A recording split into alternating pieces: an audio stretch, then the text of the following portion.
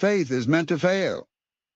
There is a moment in every faith journey that feels more dangerous than doubt, because doubt asks questions. This moment asks whether you're willing to continue without answers. It does not arrive loudly. There is no warning, no announcement, no collapse. Faith simply weakens, not suddenly, gradually, almost politely. You still believe. You still speak the language. You still show up. But something inside you has changed. Belief no longer feels energizing. It feels heavy. And that weight creates a quiet fear most people never admit. What if I can't keep believing like this? Ancient wisdom did not treat this moment as failure. They treated it as inevitable, because faith that has never been tested has never been trusted with anything meaningful. This is the moment where faith stops being supported by emotion and starts being supported by choice. That transition is uncomfortable because emotion makes belief feel alive. Choice makes belief feel exposed. Up until now, faith has likely rewarded you. It gave you peace, direction, hope. But at this stage, faith begins to withdraw its rewards, not to punish you, but to see what remains. This is where most people misunderstand what's happening. They think something has gone wrong. They assume the silence has returned, that progress has reversed, that maybe they misunderstood their calling entirely. But ancient teachers warned people about this exact stage. They said, when faith no longer comforts you, it is preparing to carry more weight, because comfort cannot sustain destiny. Comfort creates rest. But destiny requires endurance, and endurance cannot be built, while faith is still propped up by feeling. This is why the weakening of faith often happens after commitment, after obedience, after discipline, after sacrifice. Never before, if you're experiencing this now, is not because you lack belief. It's because belief has reached a depth where it must change form. This is the moment where two people who look identical on the outside begin to separate internally. Both believe, both remain active, both appear steady, but inside, one is shrinking their expectation. The other is deepening their roots. The shrinking happens quietly. It sounds reasonable. I'm just being realistic. I don't expect much anymore. I've learned not to hope too strongly. That sounds mature. But ancient wisdom recognized it as retreat, not dramatic retreat, gradual retreat, because lowering expectation feels safer than risking disappointment again. But safety was never the goal of faith. Transformation was. This is why this moment feels so personal, because faith is no longer asking what you believe. It is asking how you respond to uncertainty, and uncertainty removes performance. There's no audience here, no recognition, no emotional reward, just you, and the question of whether you will remain. When believing costs more than it gives, this is where faith becomes uncomfortable. You may feel disconnected from messages that once inspired you, words that once lifted you, now feel insufficient.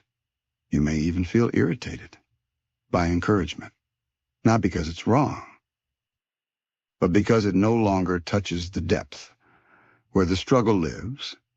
Ancient wisdom expected this. They taught that encouragement has a shelf life.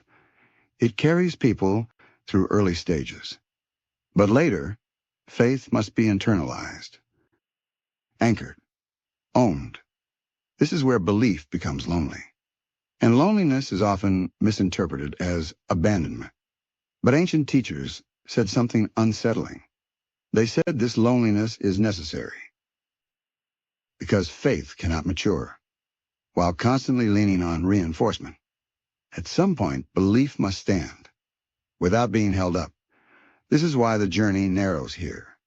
Fewer voices, fewer certainties, fewer emotional highs, and that narrowing feels like loss. But it is actually focus. This is where faith stops being shared language and becomes personal orientation. Orientation does not feel exciting. It feels steady, and steady feels dull. To a mind trained on stimulation, this is why many people mistake boredom for spiritual failure. They say, I don't feel it anymore.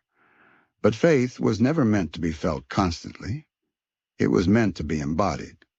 And embodiment requires something stronger than emotion. It requires identity.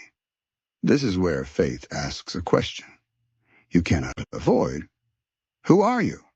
When belief stops rewarding you emotionally, that question creates pressure because it removes all disguises. You are no longer believing because it feels good.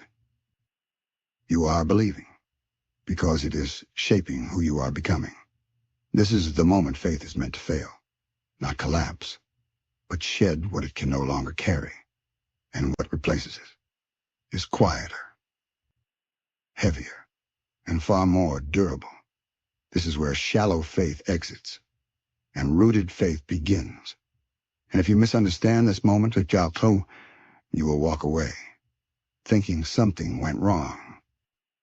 But if you recognize it, you will realize you are standing at the most important transition of the entire journey.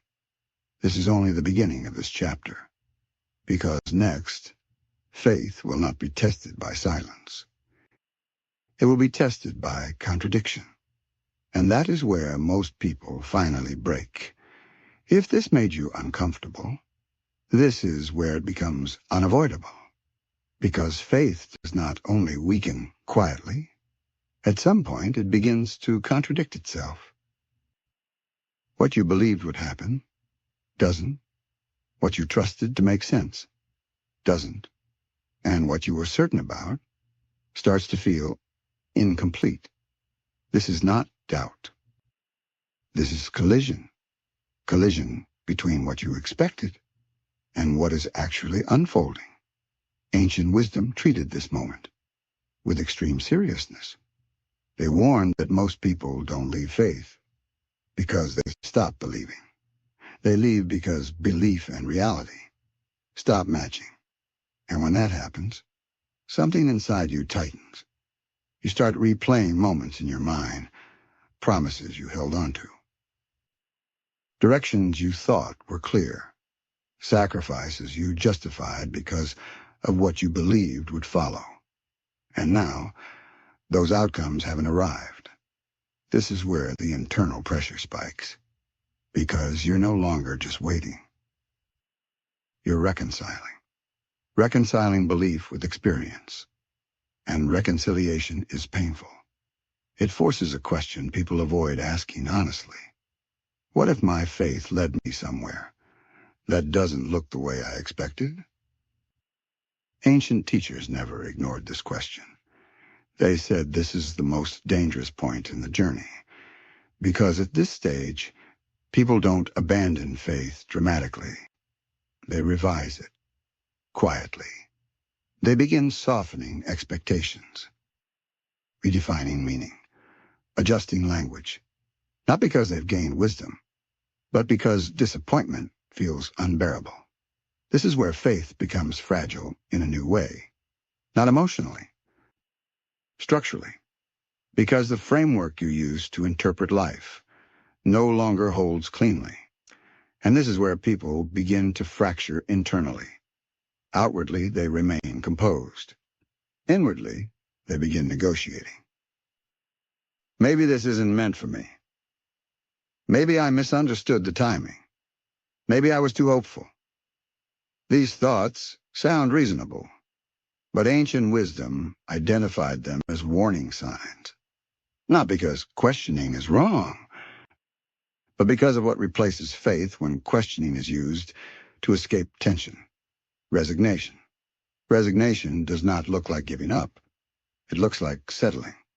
Settling for less expectation, less engagement, less emotional risk. And settling feels like relief at first, because it reduces pressure, but it also reduces direction. This is why ancient teachers said, this moment determines everything. Because here, faith either transforms or it contracts. Transformation hurts. Contraction feels safer. And most people choose safety. Without realizing a choice has been made, this is why this moment feels so exhausting. You're not just tired of waiting. You're tired of carrying unresolved contradiction. You believed one thing. You're living another. And holding those two realities together requires strength most people don't know they have. This is where faith stops being inspirational. It becomes confrontational. It asks, will you remain, even when belief no longer protects you from disappointment? This question strips faith down to its core, because now faith is no longer about what you get. It's about whether truth matters more than outcome. Ancient wisdom said this is where faith is purified, not by reward, but by honesty. You are no longer believing because it works. You are believing because you refuse to abandon meaning, just because it became inconvenient. This is why this stage feels lonely. Very few people talk about it. Very few people stay open about it, because it doesn't sound victorious. It sounds uncertain, and uncertainty threatens identity. You may start noticing impatience in yourself. I wasn't there before. Irritation, cynicism, a desire to disengage. Those are not failures. They are signals. Signals that faith is being asked to grow beyond agreement, into endurance. Endurance is not glamorous. It does not feel spiritual. It feels stubborn, steady, unmoved. This is why ancient wisdom valued endurance more than inspiration. Inspiration fades. Endurance carries destiny, and destiny does not unfold. For people who retreat, when contradiction appears, this is the moment where faith must decide what it is made of. Will it demand that reality conform to belief? Or will it allow belief to deepen until it can hold reality as it is? That decision is rarely conscious, but it is always decisive. Because once faith contracts here, it rarely expands again. But when faith endures here, it becomes something most people never reach, unshakable. Not because it is loud, but because it has survived contradiction without surrendering meaning.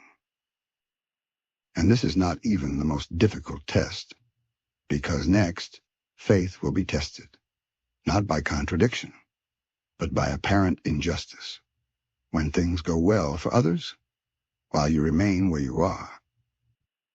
And that test breaks more people than silence ever did.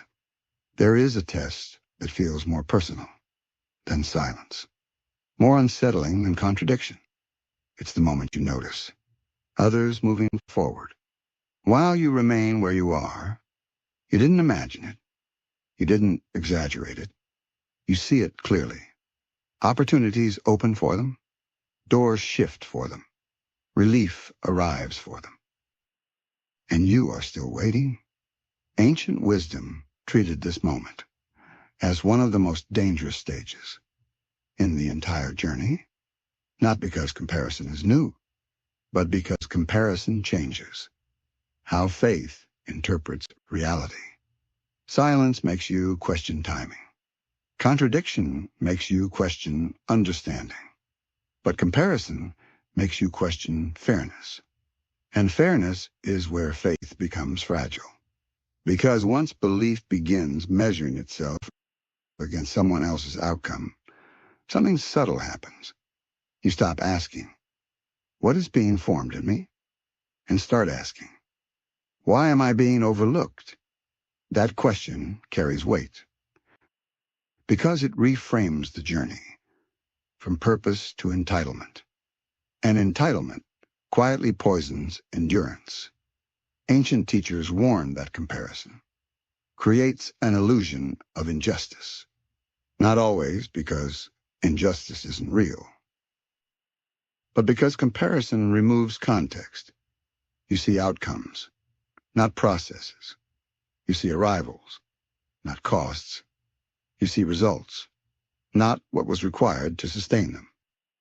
And when faith compares outcomes without context, resentment begins to grow. Resentment doesn't announce itself. It disguises itself as honesty. It says things like, "I'm happy for them, but I don't understand. I did everything right. Why them? I stayed faithful. So why am I still here?" These questions feel justified, and that's why they're dangerous, because they begin to erode trust quietly. Ancient wisdom never told people to ignore these thoughts, but it warned them never to live inside them, because resentment narrows vision. It reduces destiny to a scoreboard, and destiny was never meant to be compared. This is where many people begin to lose their way without realizing it. They remain faithful in action, but their inner posture changes. They become guarded, less open, less hopeful. They stop celebrating progress, theirs or anyone else's, because comparison has turned faith into a negotiation. I'll remain faithful. If I see evidence, it's worth it. That conditional belief feels reasonable. But ancient teachers called it the beginning of withdrawal, because faith was never designed to be fueled by fairness. It was designed to be anchored in meaning, and meaning doesn't always look fair. This is hard to accept, because everything in us wants balance. If I wait, I should receive. If I sacrifice, I should advance. If I endure, I should be rewarded. But ancient wisdom taught something unsettling. They taught that fairness is not the metric of formation. Readiness is, and readiness cannot be rushed without collapse. This is why some people advance quickly and then disappear just as fast. They reach visibility before they reached stability. You don't see the aftermath. You only see the movement. And comparison magnifies that illusion. This is where faith begins to ache. Not because you lack belief, but because belief is being tested against envy. And envy is not about wanting what others have. It's about believing. Your waiting is meaningless. That belief cuts deep because it suggests your endurance is being wasted. Ancient teachers confronted this directly. They said, endurance is never wasted. It is stored. Stored strength. Stored clarity. Stored depth. But storage feels invisible. And invisible growth feels insulting. When others are visibly advancing, this is why this stage is so painful. You're not just waiting. You're watching. Watching others receive what you hope for. Watching doors open. They remain closed for you. And every observation whispers the same question. Am I behind? Or am I being prepared for something different? That question determines everything. Because if you believe you are behind, you will rush. You will force alignment. You will compromise patience to regain a sense of control. But if you believe you are being prepared, you will remain steady, not passive. Steady. Ancient wisdom emphasized this distinction. Patience is not inaction. Patience is choosing not to violate your own formation for the sake of relief. This is where faith must become disciplined. Not emotionally. Strategically, you must decide what you will measure your life by, others' outcomes, or your own integrity. Because once faith becomes reactive to comparison, it begins chasing validation. And chasing validation always leads away from purpose. This is why comparison feels so tempting. It promises clarity, but it delivers confusion. It promises motivation, but it delivers anxiety. It promises fairness, but it delivers resentment. And resentment makes faith brittle. Brittle faith shatters under pressure. Ancient teachers said the strongest faith is the faith that refuses to measure itself against timelines it cannot see. That kind of faith feels lonely. But it is free, free from urgency, free from envy, free from desperation. This is the faith that can watch others advance without collapsing inside, not because it feels superior, but because it understands that timing is not punishment, it is protection. This is where faith either hardens or humbles. Hardening creates bitterness. Humility creates resilience. And resilience is what carries you through what comes next, because the next test is not comparison. It is delay after readiness, when you are prepared, aligned, faithful, and still asked to wait. That is where faith is finally stripped to its core. There is a delay that hurts more than all the others. It is not the delay of confusion, not the delay of learning, not the delay of alignment. It is the delay that comes after readiness. This is the stage that feels impossible to explain, because by now you've done the work. You've grown, you've adjusted, you've stayed steady through silence, contradiction, and comparison. You are not guessing anymore. You are ready. And still, nothing happens. Ancient wisdom treated this stage with deep seriousness.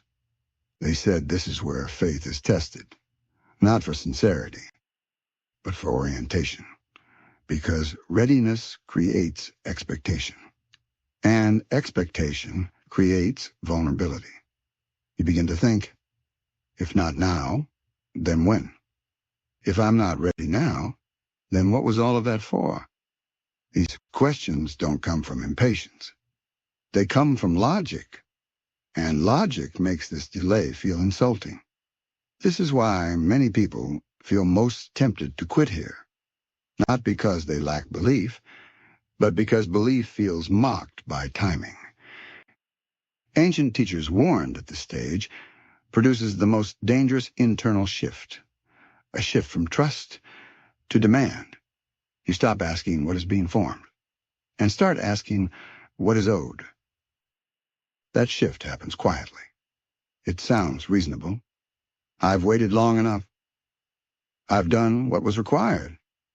I'm prepared. Why am I still here? Those statements feel justified. But ancient wisdom taught that readiness alone does not release movement. Stability does, because readiness can exist without maturity. But stability can only exist after maturity has settled. This is why delay returns one final time, not to test your patience, but to test your posture. Are you standing ready? Or are you leaning forward, forcing the door? Ancient teachers described this stage as the sealing phase, the phase where everything you've learned is pressed into consistency. Consistency without reward, consistency without confirmation, consistency without applause. This is where people grow restless, because nothing new is happening outwardly, and inwardly, everything feels tense. You are alert, prepared, watching, and waiting while prepared is far harder than waiting while uncertain, because uncertainty gives you excuses. Readiness removes them. This is where faith is meant to feel like it's failing, because faith expects movement, and movement does not come. So faith begins to question itself. Am I doing something wrong? Did I misread the timing? Was I supposed to act instead of wait? Ancient wisdom acknowledged this confusion. They taught that delay after readiness exists to reveal one last thing. Whether your faith is driven by outcome or by integrity. Outcome-driven faith grows impatient here. Integrity-driven faith grows grounded. Grounded faith does not rush. It does not demand proof. It does not force timing. It remains consistent. Even when the situation invites panic. This is where many people sabotage themselves. Without realizing it, they act early. They push doors that are not open. They compromise alignment to escape the tension of waiting, and the relief feels immediate. But the cost appears later. Ancient teachers said, early movement steals future stability, because movement without permission creates fragile outcomes, outcomes that require constant effort just to maintain. This is why delay after readiness feels protective in hindsight, but cruel in the moment, because you cannot see what would have happened if you had moved too soon. All you feel is restraint. Restraint feels like rejection to a mind trained on progress. But ancient wisdom taught something counterintuitive. They taught that restraint is often the final confirmation of trust, because restraint says, I could move, but I won't. That decision requires strength, not discipline. Strength. Strength to remain aligned when movement is available. Strength to stay grounded when opportunity tempts urgency. Strength to trust timing when readiness screams for action. This is where faith becomes unmistakably real. Not loud, not emotional, real. Because at this stage, faith is no longer reacting. It is choosing stability over speed, choosing depth over relief, choosing alignment over acceleration.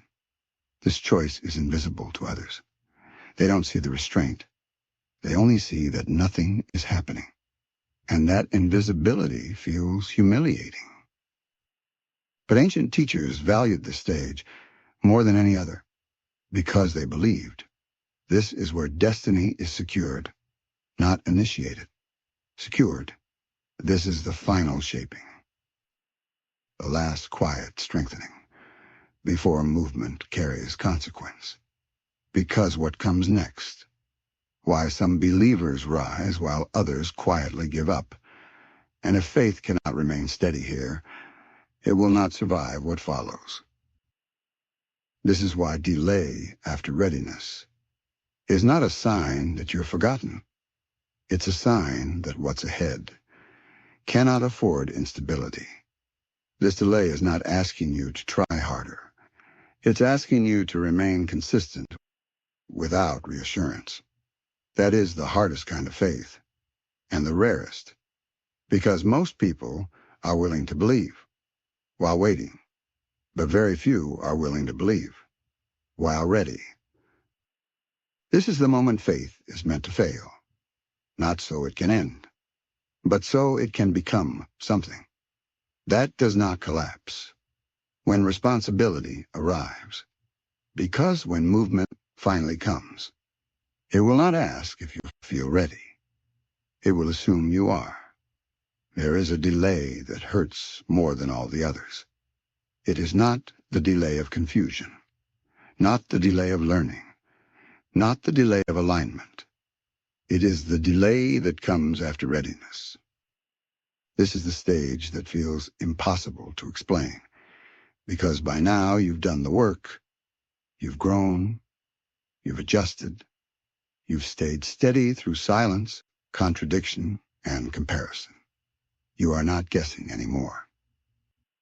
You are ready, and still, nothing happens. Ancient wisdom treated this stage with deep seriousness. They said this is where faith is tested, not for sincerity, but for orientation. Because readiness creates expectation, and expectation creates vulnerability. You begin to think, if not now, then when?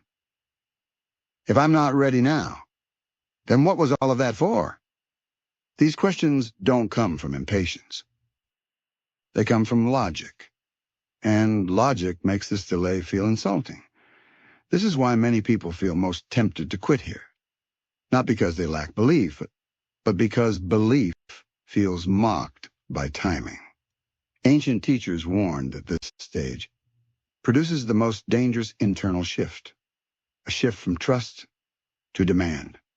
You stop asking what is being formed and start asking what is owed. That shift happens quietly. It sounds reasonable. I've waited long enough. I've done what was required. I'm prepared. Why am I still here? Those statements feel justified. But ancient wisdom taught that readiness alone does not release movement. Stability does, because readiness can exist without maturity. But stability can only exist after maturity has settled. This is why delay returns one final time, not to test your patience, but to test your posture. Are you standing ready, or are you leaning forward, forcing the door? Ancient teachers described this stage as the sealing phase, the phase where everything you've learned is pressed into consistency. Consistency without reward, consistency without confirmation, consistency without applause. This is where people grow restless, because nothing new is happening outwardly. And inwardly, everything feels tense. You are alert, prepared, watching, and waiting while prepared is far harder than waiting while uncertain, because uncertainty gives you excuses. Readiness removes them. This is where faith is meant to feel like it's failing, because faith expects movement, and movement does not come. So faith begins to question itself. Am I doing something wrong? Did I misread the timing? Was I supposed to act instead of wait? Ancient wisdom acknowledged this confusion. They taught that delay after readiness exists to reveal one last thing: whether your faith is driven by outcome or by integrity. Outcome-driven faith grows impatient here. Integrity-driven faith grows grounded. Grounded faith does not rush. It does not demand proof. It does not force timing.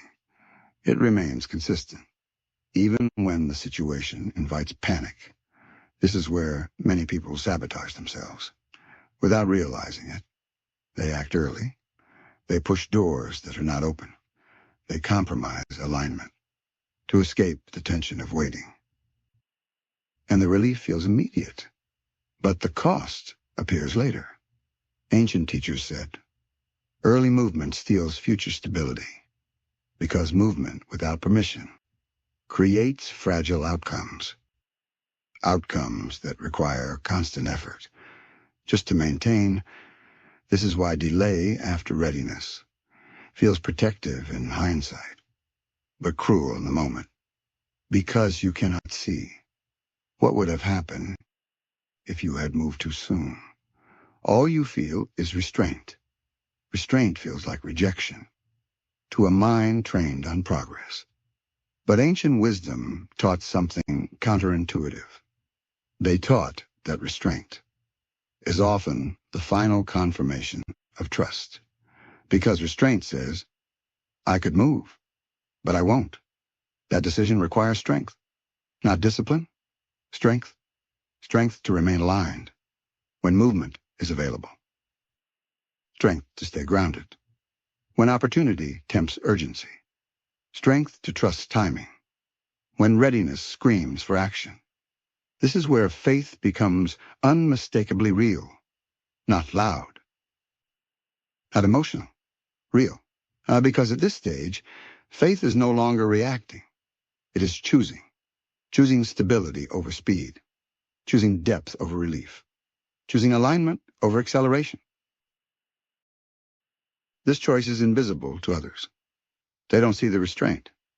They only see that nothing is happening, and that invisibility feels humiliating. But ancient teachers valued this stage more than any other, because they believed This is where destiny is secured, not initiated. Secured. This is the final shaping, the last quiet strengthening, before movement carries consequence. Because what comes next will require endurance beyond enthusiasm. And if faith cannot remain steady here, it will not survive what follows. This is why delay after readiness is not a sign that you're forgotten. It's a sign that what's ahead cannot afford instability. This delay is not asking you to try harder. It's asking you to remain consistent, without reassurance. That is the hardest kind of faith, and the rarest, because most people are willing to believe while waiting, but very few are willing to believe while ready. This is the moment faith is meant to fail, not so it can end, but so it can become something.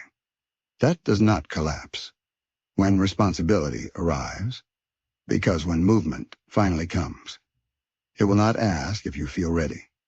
It will assume you are. After the quiet decision is made, something unexpected happens. Not outside, inside. The noise begins to fade, not because circumstances improve, but because the struggle to interpret them loosens its grip. This is the part almost no one explains. People expect fireworks after commitment. But ancient wisdom taught that the first sign of true integration is not excitement. It is calm. A calm that does not feel victorious. A calm that does not feel relieved. A calm that feels settled. You wake up and notice the same situation still exists. The same delay. The same unanswered questions. But the tension inside you is different. You are no longer negotiating with reality. You are no longer bracing for disappointment. You are present. Ancient teachers describe this state as internal agreement. Not agreement with outcomes, agreement with direction. You may still want things to change, but you are no longer dependent on that change to remain aligned. This is why faith becomes quieter here. It no longer needs to argue. It no longer needs to defend itself. It no longer needs to prove anything. And because it no longer needs to perform, it becomes strong in a different way, steady. This steadiness is often mistaken for loss of passion. Others may notice it. They may say things like, "You seem different. You don't talk about it as much anymore. You don't seem as driven." But ancient wisdom warned people not to confuse calm with retreat, because retreat avoids tension. Calm has already passed through it. This is what integration looks like. Faith moves from the foreground of your thoughts into the background of your identity. It no longer dominates your attention. It informs your choices quietly. This is why faith becomes less emotional here. Emotion is no longer required to sustain it, and that absence of emotion can feel disorienting at first. You may wonder, have I lost something? But what you've lost is dependence. Dependence on reassurance. Dependence on confirmation. Dependence on visible progress. Ancient teachers believed this loss was essential because dependence creates anxiety, and anxiety fractures endurance. This is why people who reach this stage often feel less reactive. They respond instead of react. They wait without agitation. They act without urgency. This does not make life easier, but it makes life clearer. You begin to notice something subtle. You are no longer scanning the environment for signs. You are no longer interpreting every moment as a message. You are simply living aligned. This shift frees energy. Energy that was once spent on worry and interpretation becomes available for presence. And presence changes how you move. You listen more carefully. You choose more deliberately. You speak less impulsively. Ancient wisdom said, "This is the moment faith becomes embodied. It is no longer something you think about. It is something you live from. This is why, after the quiet decision, nothing dramatic needs to happen. The real work has already been done." But this is also where many people grow impatient again, because calm does not feel like progress, and progress has been the language. They've learned to trust. Ancient teachers warned about this impatience. They said, "When calm arrives, do not rush to replace it with movement, because calm is the environment where discernment sharpens. This is where you begin to see clearly, without urgency distorting perception. You notice what is misaligned, without needing to fix it immediately. You notice what is ready, without needing to force it. This is why integration feels like stillness, but it is active stillness. A stillness that is paying attention. This is the stage where faith no longer asks, "What should I do next?" It asks, "What should I not rush?" That question protects you, because rushing after integration undoes its benefit. Ancient wisdom taught that many people lose what they've gained here by confusing readiness with permission. Readiness prepares you. Permission releases you. And those two are not the same. This is why, after the quiet decision, faith must remain calm, even when opportunities appear. This is the final refinement, because opportunities are seductive. They offer relief. They promise momentum. But not every open door is aligned. And alignment is now your priority. This is where faith becomes discerning, not skeptical. Discerning. You are no longer impressed by speed. You are no longer impressed by visibility. You are impressed by stability, by sustainability, by whether something can be carried or without compromising who you become. This discernment does not make decisions easier. It makes decisions slower, and slower decisions protect depth. Ancient teachers believed. This stage was the threshold before transition. Not transition to reward, transition to responsibility, because what follows integration is not rest. It is stewardship, and stewardship requires calm. A frantic person cannot steward well. An anxious person cannot sustain influence. A reactive person cannot carry weight. This is why faith must become calm. Before anything significant changes, calm is not the reward. Calm is the qualification. This is difficult to accept, because calm feels anticlimactic. But ancient wisdom insisted. That anticlimax often precedes consequence. This is why they warn people not to leave this stage prematurely, because leaving calm to chase stimulation resets the journey. You must allow calm to do its work, to settle reactions, to stabilize perspective, to anchor identity. Only then does movement arrive, without chaos. This is why, when movement finally comes, it often surprises you, not because it is sudden, but because you are no longer watching for it. You are no longer waiting tensely. You are simply aligned. And alignment attracts timing.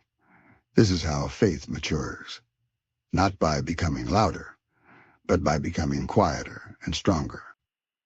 This is the aftermath of the moment faith was meant to fail. Faith did not disappear. It integrated. It stopped performing. It became real. And now something else is coming. Because once faith can remain calm, without reward, it is ready for the final test, the test before breakthrough, the test ancient wisdom described as the most subtle of all, the test of movement without explanation. And that is where Chapter 4 begins. If you step back and look at the entire journey so far, one truth becomes clear. Faith did not disappear. It transformed. It moved from excitement to endurance, from expectation to alignment, from emotional certainty to quiet strength. This is why the moment faith feels like it's failing is so often misunderstood. People assume failure means loss. Ancient wisdom taught that failure here means release, the release of dependence on reassurance, the release of belief that only survives when rewarded, the release of faith that requires constant confirmation. What failed was never faith itself. What failed was the version of faith. That could not carry responsibility. This is why this chapter exists. Because without understanding this moment, many people walk away believing something went wrong, when in reality, something essential was taking shape. If this chapter felt uncomfortably accurate, it's because it describes a threshold that only committed believers ever reach. You don't arrive here accidentally. You arrive here because you stayed, through silence, through delay, through contradiction. Many people never reach this point. They exit earlier, quietly, respectfully, without realizing they stepped away. You didn't. You stayed long enough to feel faith change inside you. That matters, because faith that has changed form does not collapse easily. It no longer relies on emotion. It no longer negotiates with disappointment. It no longer needs to prove itself. It simply remains. This is where faith becomes rooted. Roots are unseen. They grow slowly, and they determine what survives storms. This chapter was never meant to inspire you emotionally. It was meant to clarify you internally, to help you understand why belief became heavy, why certainty faded, why waiting after readiness felt unbearable. None of that meant you were losing faith. It meant faith was being deepened. And once faith reaches this depth, something else begins to happen.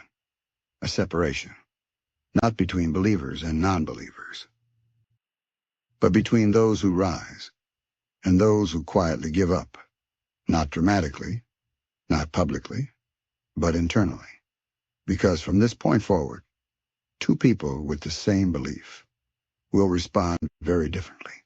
One will grow steadier. The other will grow tired. One will remain aligned. The other will slowly retreat.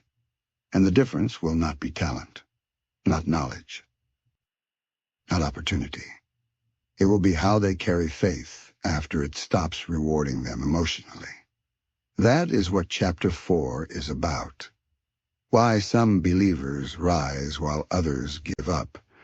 Because the real dividing line does not appear at the beginning of faith. It appears after endurance, after disappointment, after faith has already been tested. If this chapter helped you understand why your faith felt fragile, heavy, or different, take a moment to acknowledge something important. You are not behind. You are not broken. You are not failing. You are standing at a turning point. That determines what comes next. If this message gave language to something you couldn't explain before, take a second to like this video. It helps this message reach others who are silently walking through the same season. If you want to continue this journey, subscribe to the Soul Spire. This channel exists for people who want depth, clarity, and truth, not noise. And when you're ready, continue to Chapter 4. Why some believers rise while others give up. Watch it in order, because from here on, the journey is no longer about faith itself. It's about what faith produces.